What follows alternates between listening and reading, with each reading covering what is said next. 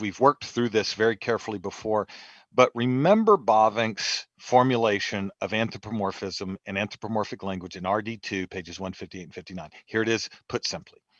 Anthropomorphic language and anthropopathic language prohibits ascribing change to God in relation to creation. And so all of the dynamic relational aspects of God in his relation to the creation does not require us to posit of him the mutable and passible features that constitute the experience of the creature.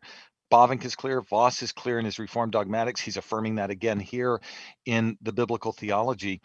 And so anthropomorphic language is never intended by Reformed theologians to be taken univocally, as though God's acts in time require him to be temporal, or God's anger requires him to be human or human-like in having passible emotions. So, you know, I think, Camden, as we come full circle to this, I think we just have to try to keep reasserting this and remind our listeners and the people who read Voss that we're in a doctrinal crisis on the doctrine of God right now.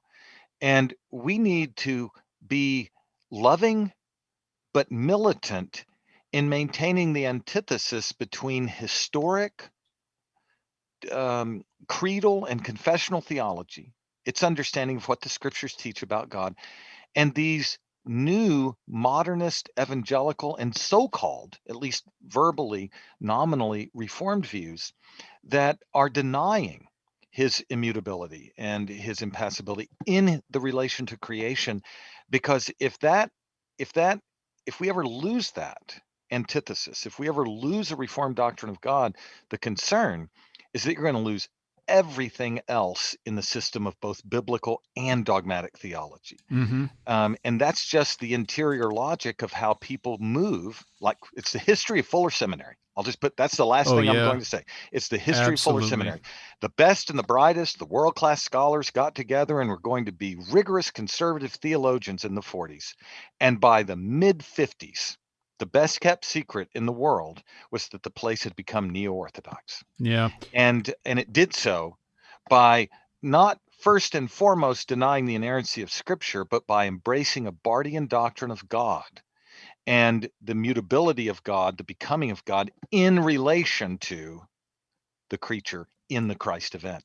Yeah. And so it really is something we have to continue to be militant about. And just let our listeners note this: whether it's the biblical theology of Voss, or whether it is the Reformed dogmatics of Voss, you're getting the same point about the God who relates to creation remaining immutable in that relation as he is apart from that relation.